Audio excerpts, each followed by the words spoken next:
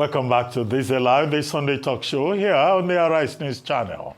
With me, I now have Professor Anthony Kila, Professor of Strategy and Development and Institute Director at the Commonwealth Institute of Advanced and Professional Studies, TIAPS. Yemi Adamolekun, Executive Director in Office Enough, as well as Jide Ologun, a legal practitioner and national development advocate. Well, thank you for joining me again this week on This Day Live. Well, we've had two guests on this program, and we've been looking at a number of issues. The Director General of the Manufacturers Association of Nigeria, talking about, Dangote refinery, other refineries, the fuel scarcity, and what President Tinubu in particular should do to address the problem. We also had Johnson Chukwu, founder and chairman of Cowrie Access Management, looking at President Tinubu's trip to China and also President Mr. Bill Gates' visit to Nigeria and what he had to say about tax being too low in Nigeria and how Nigeria can address the issue of a stagnated economy, he called it, when he was meeting with the National Economic Council. These are some of the key issues that we have been addressing since the program started. Let me start with you, Yemi Adamolekun. I think I'll focus really on Mr. Ajayi Kadri's kind of segment.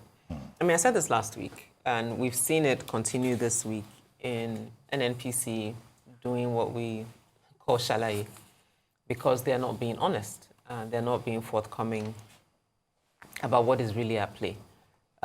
You're saying that they're saying it's free, willing buyer, willing seller, but they are the ones selling crude, quote unquote, to Dangote. So I think, if nothing else, it's quite wise of Dangote, because there are obviously terms to the crude that he received. So if you receive crude, I haven't seen the contract. I don't know if anybody saw the MOU between Dangote and NNPC on the crude that he received. So it makes perfect sense for him to say he's waiting on NNPC, because I'm sure, as Mr. Shegun said, there's something in their contract that requires him to do that. But I think one thing that is very clear, and we shouldn't shy away from, is that Bola Ahmed Tinubu is the Minister of Petroleum Resources, number one. Number two,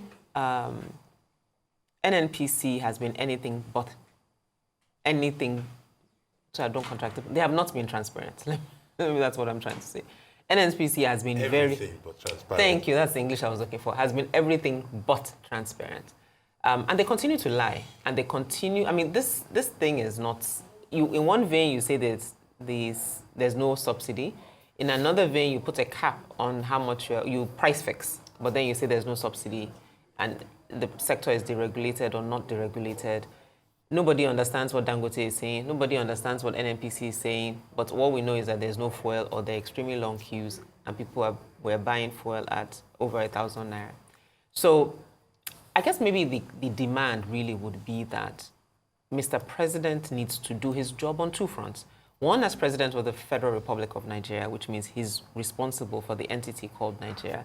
Second, as Minister of Petroleum Resources. And if being President is a bit too much for you, might I suggest that you relinquish the role of Minister of Petroleum Resources, and maybe somebody else can do it. And then thirdly, I think Mele Kyari needs to be fired. Really, he just needs to go. Oh, and on taxation, I didn't listen much to what Mr. Johnson said, unfortunately, but this is what I will say, though. In a country where you're not, I think Bill Gates maybe also understands taxation in a very, I don't know, maybe Western Oyibo way. If I'm providing light, I'm providing water, my car, the lifespan of my car is 5 years, but I have to repair it in 2. What else? I'm providing my own security. There are other levels of taxation that Nigerians, quote unquote, are paying for. That is not just in terms of 4.5% VAT, corporate tax, and 7.5. Oh, so whatever. 7.5. Sorry, 7.5% VAT, corporate tax in that regard. So I think the conversation needs to, or people who are needs to be a bit broader, so to speak. And again, to Mr. Johnson's point, you can't tax people in terms of revenue. Look at, for example, I think it's in OPay and PalmPay. that onboarded quite a number of people that are sort of small business owners because transfers between two OPay accounts didn't carry any charge. So I'm going to pay you 1,000 naira. If I use the bank, I'll pay 15 naira to pay you 1,000. But OPay said no problem. Because it's OPay to OPay, there will be no charge. Now, FIRS has said, no, anything above 10,000 naira, you have to pay the 50 naira. Yeah. So just every point in time, there's a fee, there's a charge that yet we're not bothering to provide electricity so people can actually manufacture something and grow the productive side of the economy, not the levying side of the economy. Professor Kila? Well, I think Bill Gates, let me start from him, very successful IT expert who then became an advocate and ambassador, and businessman as well, you must say. But I think it is correct to say that he has never excelled in anthropology or economics or accountancy. Maybe he can count his own money, but when it comes to aggregate economics, he's not really an expert of microeconomics. He has access to presidents and billionaires across the world because he has made money selling IT products, and now he's doing something else. It is fair also to note that his point was that health sector is not funded enough because not enough tax is coming in. That is an understanding of it's like an headline on the situation, understanding of the situation without the depth of the situation. If Bill Gates perhaps was a diplomat or an economist, he would have had supporting paper to let him understand that what he's looking at is that Nigerians are paying X amount in tax and they need Y amount to fund their health and education. Somebody would have explained to him, or he would have read more books to know that these Nigerians actually pay a lot more for other things. If the Nigerian government wants to be like the government of Finland or Sweden or other countries where a huge chunk of their revenue comes from taxation, then they also need to provide services that people are paying for. Because you see, the taxation that Western countries pay for, it is not a fiat. It is not whether you are dead or alive you must pay because you're a citizen. It is accounted for to say this tax will be needed to clear your debt on the road. It will be needed to clean your road. It will be needed to make sure you have running water in your homes. We need to look at both sides. But that said, we should not exonerate ourselves from the issue that our health sector needs more funding. The question is, where do we get that funding from? At the moment, we're getting it from mainly crude oil and borrowing, because that is where the big import of our source of funding comes from in this country. If we want to change that, we need a total reset of a lot of things that we're doing.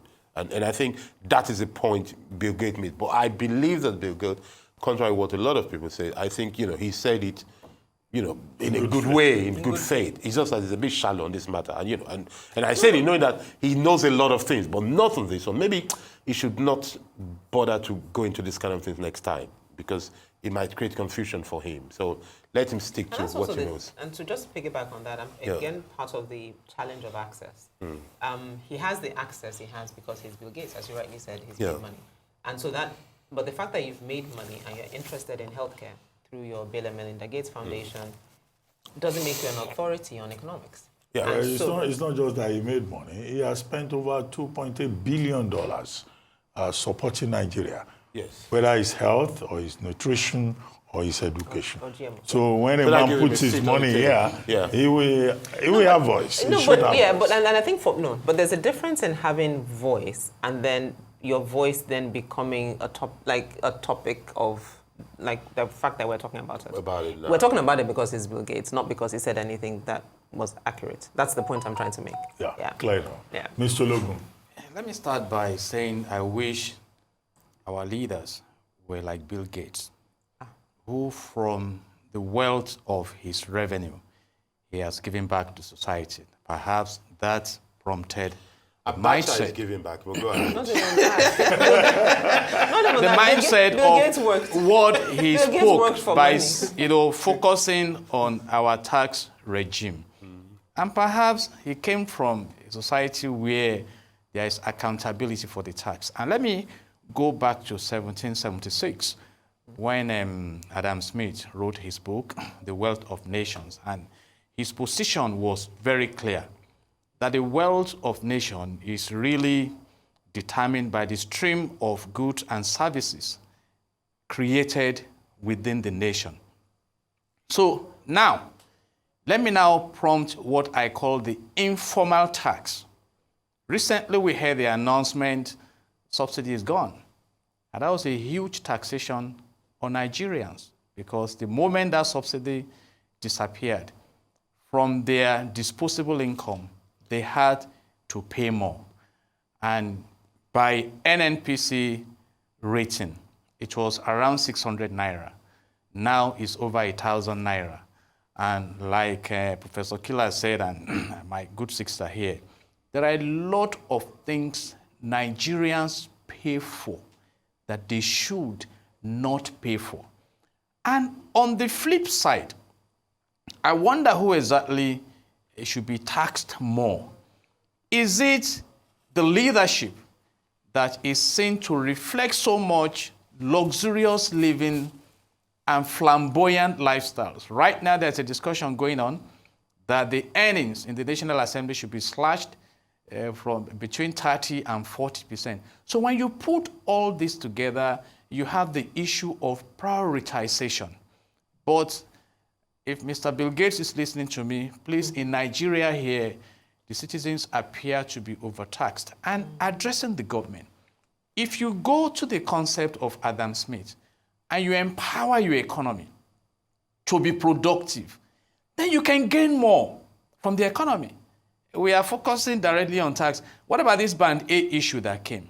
How much do Nigerians pay for energy? That is, even when it is available. But those in the Band A appear to be having it. So you need to make your economy reflect an enabling environment. And that is why I will connect it with a very successful trip of my President and Commander-in-Chief of Armed Forces to China, to look at what China has done to create multimillionaires within that environment, a productive economy.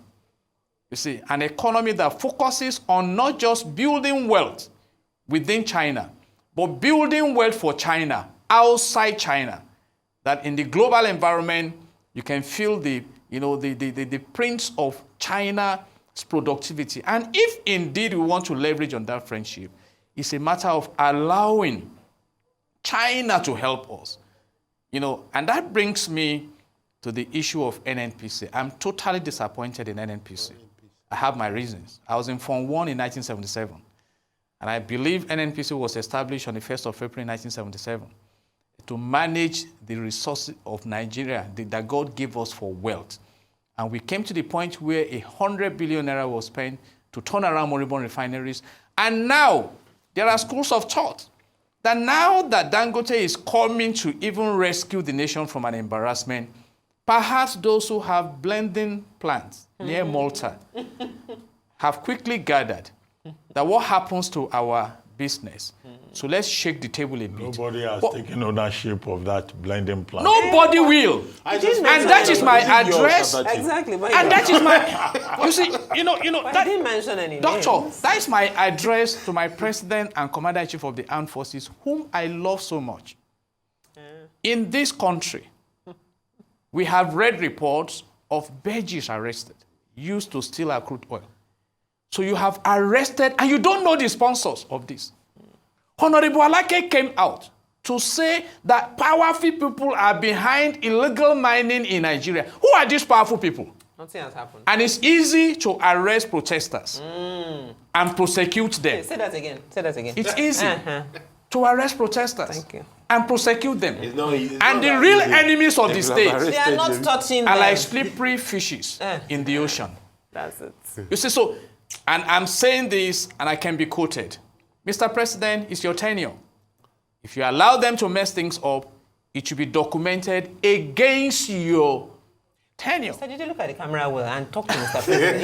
You are talking to Dr. Abati. Doctor is. You are talking to Dr. Abati. Look at the Mr. President. He's our anchor person here. Mr. Ologun says he loves President So we should Tinubu. talk to him. I'm sure you don't have problem getting fuel. No, I want No, my- you have fuel in your car. You know because what? some other Nigerians are protesting. You know, it's beyond me. Yes, I have fuel. I thank God for that.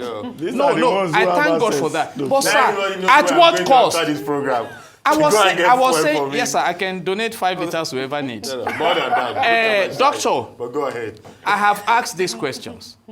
Our leaders are isolated from the citizens, Yeah. and they move around freely. Have you gone to a Podo market in Ikeja and go and see citizens? Do you know the number of beggars in this nation now? Sir, in front of this wonderful studio, and I have the video, somebody came picking things from the public dustbin you have there with flies. Those things touch me. At the time in this country, a legislator said there was no poverty in Nigeria because people have not started eating from the dustbin. Now they are. Now, people are living. Indeed. So these are issues. So we need, and you know my concern, all these promises are easy to make, but Aesop said, after much is said and done, more is said than done. With 121 trillion naira indebtedness, where do we go? So my position, and I hold this strongly, that if the president does not go after the cabal, his efforts may be wasted. I can be quoted. This cabal. If there are no consequences, because they have established themselves so strongly. They are connected. I read a report recently that somebody who is freely moving amongst the high and mighty is a gun runner, supporting bandits. And yet we claim to have identified about 400 sponsors of terrorism in this land. And I'm yet to see And none of them are in jail.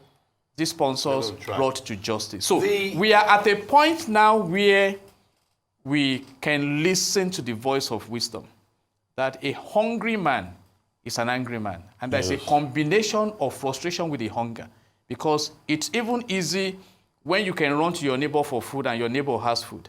It's now the point where your neighbor sees you trying to greet him, he looks away because he himself is looking elsewhere. But Doctor, for help. can I just quickly say something about this China visit? I wish, for everybody's benefit, I hope they've come back with some substantial thing. But just, I hear that they're in London now. They moved from well, it's quite a long trip. Beijing to... It's quite a long trip from Beijing to Lagos. Well, they don't come to Lagos again, to Is it Abuja. long? Is it long? So they might go through that. But just for the sake of young people listening to us, because of our future, I'd like us to move away from this pedestrian attitude of saying that it is until you go to one country that you know what they're doing there.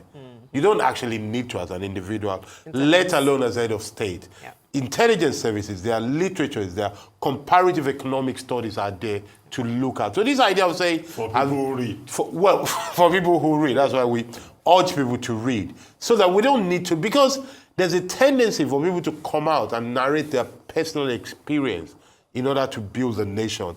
That is narrow and pedestrian. We need to have a more global, holistic view that includes comparison, so that before we take one step, we can see what has happened all over the world. It's a very crucial thing I think we need to say.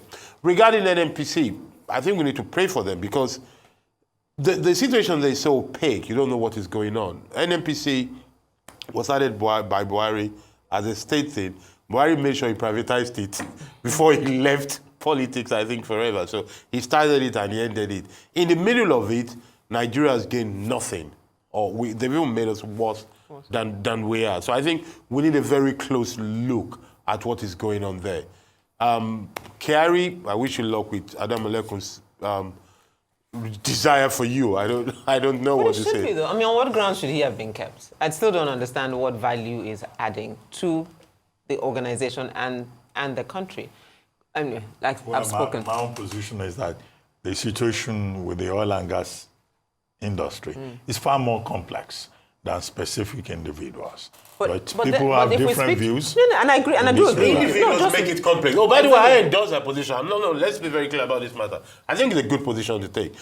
it's complex because individuals are making it complex. I mean, it needs to be said. Yeah. Why would people be there promising us refineries to open and it's not open? Exactly. Why are we going to spend the money on it? The president is a minister of No, but, petroleum. and I think just to add to that point, and I do agree with you that it's more complex. I also agree with you because individuals have made it complex. Now, if you take Mele Kyari's point, he came in making all sorts of promises about turnaround maintenance, we'll do this refinery, do that refinery. He hasn't done so. But it's the same general notion with this administration where there are no consequences for people not delivering on the KPIs of their job. And I also think whether they are the performing same or thing not. in 28 years. But wait, I also it's think not- whether they are performing or For not. about 28 years. On principle, the Nobody president did should not it. be minister for Oh, yeah, petroleum. indeed. And I said that. No, it can't be so good that only Then him ca- has to hold precedence and other Especially portfolio. when they're Let somebody clear- else do it. Especially when there are clear issues of capacity, and he doesn't have the capacity to do it. I even But on argue that Mele even if he Kyari's were point, good. which is what I wanted to just land on, there are no consequences in this administration. But starting with him to show is for the president to show that the hardship that Nigerians are going through because the body which Mele Kyari, who's a government appointee, is in charge of, is doing flip-flopping, and nobody can even say... I mean, I don't know, I'm sure you've analyzed this on several editions of The Morning Show. Nobody can say categorically that they understand that this is what's going on. This is the problem, and this is how we're going to fix it. Maybe the president should sack himself also as a I said so as well. Thank you for agreeing with it. I said so as well. minister. Let's take another subject that should be of interest. The Nigerian police last Monday arraigned 10 persons accused of participating in the recent nationwide protests against bad governance and hunger before a federal high court in Abuja. They were arraigned on a 6-count charge bordering on alleged treason, mutiny, and inciting Nigerians against the administration of President Bola Tinubu. The defendants include Michael Adaramoye, Adeyemi Abayomi, Suleiman Yakubu, Okpalowa Simon, Angel Love Innocent, Buhari Lawal, Mosiu Sadiq, Bashir Bello, Nuruddin Kamis, and Abdullah Dam Zubai. According to counsel to Nigerian police, Simon Lu, senior advocate of Nigeria, the defendants engaged in the act between July 1 and July 4, having been allegedly incited by a 17-year-old Briton, Andrew Wine, who is said to be at large. Meanwhile, all the defendants pleaded not guilty to all the 6-count charge, and their lawyers, including Abubakar Marshal and Dije Adeyanju, proceeded to urge the court to admit the defendants to bail. The prosecution, however, objected to the oral application. Trial Judge Peter Lufu adjourned till September 11 for ruling on the bail application. Well, there's also another related case in the Court of Justice Emeka Nwite about persons who were involved in the hashtag End Bad Governance protests, who were also similarly charged for treason. At what point did a protest become the right to protest become synonymous with treason or, sedition, one of the charges in the charge sheets on both sides? Adamolekun. I mean, I think it's really quite disturbing, really, for under an administration where the president participated, led, organized protests, and we're now at a point where Nigeria is criminalizing citizens expressing what the Constitution covers them for: freedom of speech, freedom of association, freedom of assembly. And I think to your point about the charge, I wanted to read this, and I think people should understand just how ridiculous these things are. With intent to destabilize, well, let me leave the typos. With intent to destabilize Nigeria, incited disaffection to the government by inciting public disturbances while carrying placards with the inscription, End Bad Government. And I'm sorry, so carrying a placard now is now a treasonable offense, and that's actually in a charge sheet in this country. That's number one. Number two, quite a number of the people who are charged are juveniles. We have 14-year-olds, 15-year-olds, 16-year-olds who've been remanded to prison for up to 90 days because they said they were hungry. Now, I hope Nigerians really do understand the gravity of this situation. When children are being arrested because they say they are hungry and they want an end to bad governance, I really need to think about that. And as Mr. Shegun said as well, there's a part 2 being planned starting October 1. And I like the way Mr. Shegun framed it. It said the government has now been given advance notice so that they don't wake up on September 30th and start summoning traditional rulers and religious rulers to intervene in what will destabilize the country. The National Human Rights Commission has come out to say that 1,200 people were arrested because they were protesting. Like, I mean, yes, could there be people who... So I guess maybe also the difference. I haven't seen charge sheets against people who were looting or people who destroyed property. These were people who were protesting and carrying placards because they were hungry. In the grand scheme of things that's going on in the country and what's worrying Nigerians, a government that thinks that they are in a bubble or that they are protected from the anger and hunger of Nigerians, as Mr. Jide Ologun said, is really pushing Nigerians and really taking Nigerians for granted. And I think we shouldn't, we really, as stakeholders, not just people who are here talking or like Nigerians who are at home watching, really need to understand the gravity of things when an administration is charging a 15-year-old for being on the street and saying that they are hungry and charging them for treason and terrorism. Well, I think, little things matter. Let us start from these little things. What you were reading there was actually the paper from the court. Yeah. With all those typos. We have to be very careful in this country. You think it doesn't matter, but one of the things that differentiates papers that come from institution is the correctness of the language. Because you're taught to write that way, somebody will vet it before it's sent out. And I think, without asking for anybody's head to roll, but at least some people should actually go back to look at these little things, because it is these little details that we'll miss. Then we'll ask ourselves one day, how do we get here? We got to wherever we get by little things like this kind of typo we see here. The other thing is this, I think the story tells itself. You asked the question, Dr. Ruben, about you were asking, at what point does protest turn to treason or sedition? Never. There is no point. People should be allowed to protest as long as they can. Protest can never be a crime. What can be a crime can be looting or arson. Exactly. Never protest. People can protest for 1,000 days. As long as they're not looting, they might be a nuisance. And if you want to do that, really, a good government will say to them, go to XY Square and go and protest there. Go to a speaker's corner and speak for as long as you like, so that you do not disturb businesses from operating. That is only that can be said.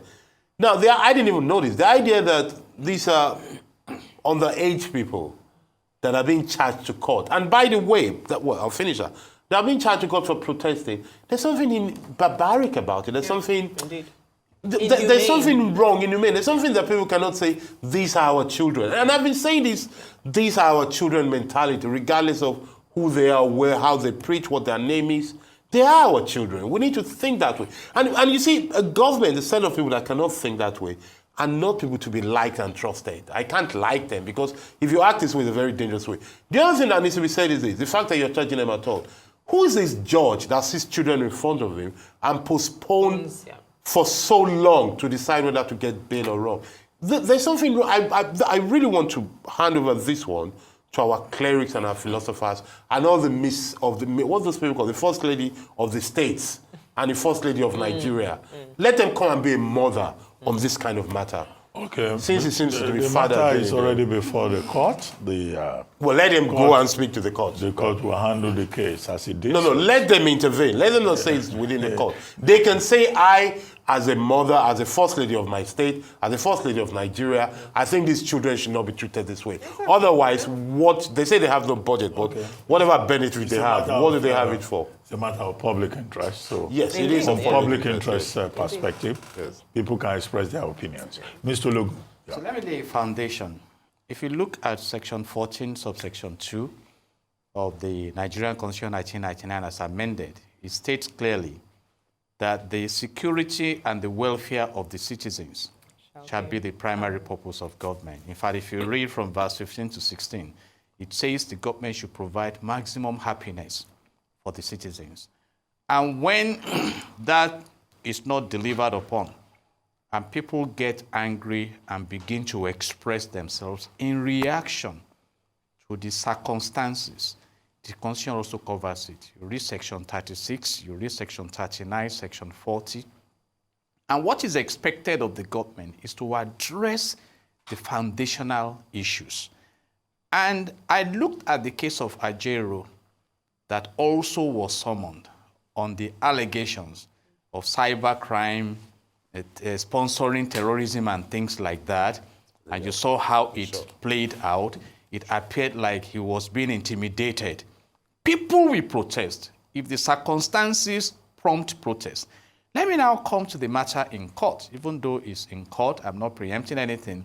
But in the criminal justice ecosystem, we have three important pillars: thorough investigation, diligent prosecution, and a committed judiciary. So, and that must be given the right of fair hearing. exactly, so that there won't be, it won't end up in ridicule. We have serious issues that are connected to treason, apart from the protest. For instance, those who were parading the flag of Russia, asking military to come in. So why don't you focus your energy on what will appear as if you are serious about the situation in the land, rather than intimidating those who are legitimately expressing their frustration? Because if you shut them down, it becomes like the story of a young boy who was with a mother in the airport, and he was jumping around enjoying himself, and the mother shouted at him, "Sit down there." And he sat down, and he looked at the mom. The mom, "I'm sitting down, but I'm standing up in my heart." We should not let people bottle up trouble in this nation. And the enemies of this state, are you also prosecuting them? That is the big question. You see, because at the end of the day, it will be like trying to frustrate the reforms and all the implementations, because there is what we call empathy, which is expected. To frustrate which reforms? Their own reforms? It's a renewed hope promise, and people are expecting from that promise. And I have said hope is made up of 4 letters: the H for help, the O for opportunities, the P for power, and the E for empowerment. So people are looking forward to being transformed from poverty to prosperity. Helping the Tinubu campaign team it is said in the boardroom that you walk your talk. I don't think the APC people thought about this one you're saying, but go ahead. When they were doing their own, I don't think they thought it this way. If the promise is not what people are saying, they have the right to complain. And when they complain, address the issues. Don't dance around it. Nobody can be intimidated. If there is hunger in the land, there is hunger in the land. Look at NNPC addressing supply when we are talking of price. What is the disposable income? Even the 70,000 naira minimum wage that is yet to be implemented. I bought fuel for 69,000 naira. So what are we talking about? Some people bought for 142,000. I'm talking of 69,000 naira, sir, not how much per liter. No, he's talking about exactly. I'm talking about the capacity of your car. So these are issues.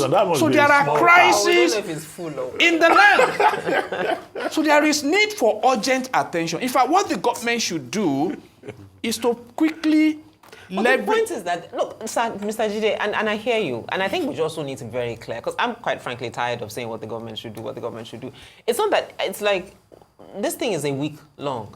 Nothing has happened. We're talking about a gallivanted trip to China to sign MOUs that we don't know what's going to happen through London, nothing from his end, our so-called Minister of Petroleum Resources. NNPC MD is, I haven't heard from him. I don't know if either one of you has. So when you say government should do, the government that in the last 1 week has shown no interest, or no, let me not say capacity, because the capacity is there, is a lack of interest in even just saying that Nigerians are going through a hard time. Let's pretend like we care. We have 109 senators, 360 House of Reps members. Yeah. It's not just the president. He's a minister, that's all I said. I don't even want to go to the angle of the minister. No, please, you must go there, but go ahead. I mean, I leave that to Professor Kila. The point I'm making is that President Tinubu is not the government. But then, when we begin to argue about how much the senators are earning, the big question is that, are they representing the interests of the citizens? These are big questions. Okay. And what exactly is democracy? Maybe Ologun, I will anchor my I get your presentation point. on that Let's question. take this, I guess, final topic. The British government has imposed a partial embargo on supply of arms to Israel because of a clear risk that they may be used to commit or facilitate a serious violation of international humanitarian law. This is seen as a breaking of bonds with the Biden administration on a significant part of their tightly coordinated policy towards Israel. The Foreign Office said a 2-month internal review had raised concerns about the way Israel had conducted itself in the conflict in Gaza, and that the decision specifically relates to concerns around the treatment of Palestinian detainees and the supply of aid to Gaza. He said that no definitive conclusion has been reached about whether UK arms export licenses have contributed to the destruction in the territory, but at the scale of the devastation and the number of civilian deaths cause great concern. The suspension, which is likely to cause tension with the US government, covers components for military aircraft, helicopters, drones, and targeting equipment. Well, quickly, Mr. Ologun, let me start with you on this. You know, it's a very tight one, and I'm sure that it's going to affect the relationship of UK and the US. But the point raised by UK is sacrosanct. If you have monitored how Israel has pounded, you know, in respect of this exchange, you'll be amazed. But then I monitored the mindset of Israel, and there's this simple rule in Israel that you hurt our people, we hurt you. So Israel is claiming that if Hamas came attacking in October 2023 unprovoked, we must protect our citizens. And the international community, they've been trying to intervene, and it appears that US has strongly been supporting Israel, while Iran is paraded as supporting the other side. And with this now, I believe it should help the dialogue going on in Egypt on how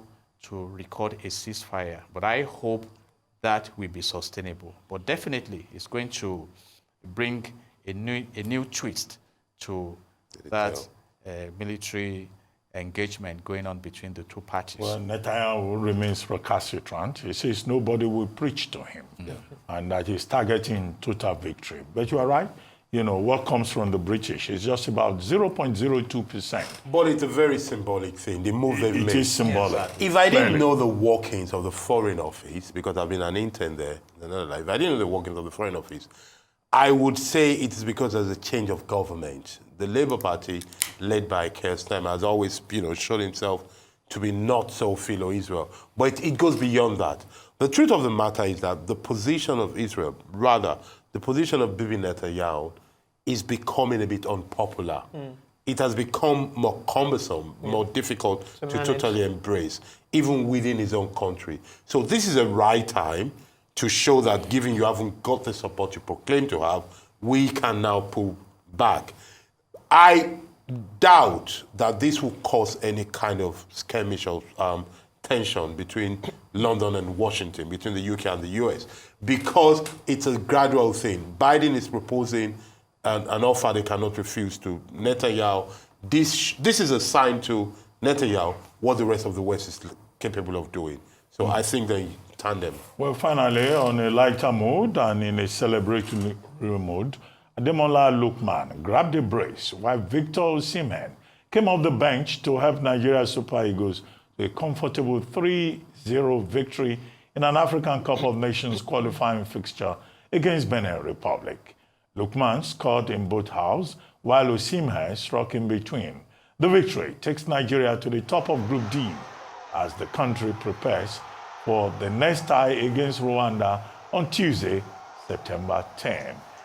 Professor Aworawo is not here, but who is a football person here? I've been deputizing for him on this matter. Well, I'm very happy to see that we won. Generally, it's a good thing that we won. But I'm particularly happy that the Osimhen came in and played very well, because those people who do not want to recognize his talent, those who say he has bad character and bad this, now they can see that talent matters. And Osime is proving himself, and I'm happy that we've won this because we're quite worried. I didn't see the match because I didn't want to go through any stress for my health on this on Eagles matter, but I'm glad that without me they won. Maybe I'll stay away from the next one too and get the result. The Eagles, the Super Eagles made us happy. Yes, they made us Augustine happy. Guavoin also disappointed The naysayers. Yemi, did you watch the match? No, I didn't. But just And she was a naysayer to a boyfriend. She expressed some doubt, so well done, Just to your Austin. point about Victor, the point nobody's disputing his talent, but if he has shown character that has then affected his career, that I should want be, him to be indulged. Well, Okay. I want him to be pampered. Mr. Ologun, did you watch? You don't have the money to do that. Reflect. The beauty of it is that General Raw, who was seen as having an opportunity to have a pound of flesh on the Nigerian side, yes, he's been- was disappointed because he now manages Benin. Bennett's Yes, team. yeah. And of course, this is a stroke of determination. Because even coming together to practice ahead was something that came Mr. together Logan, we have to somehow, go. and we It's will have an an interim all-victory. manager. We have to but go. congratulations and Well, kudos. thank you, Super Eagles. We hope you do it again when you go to Rwanda for the other leg of the match. You've been watching This Day Live, the Sunday talk show here on Arise News. I'm Ruben Abati from my entire team here in Lagos, including Mr. Ologun, Professor Kila, Yemi, Adamolekun. It's bye for now, and thank you very much for watching.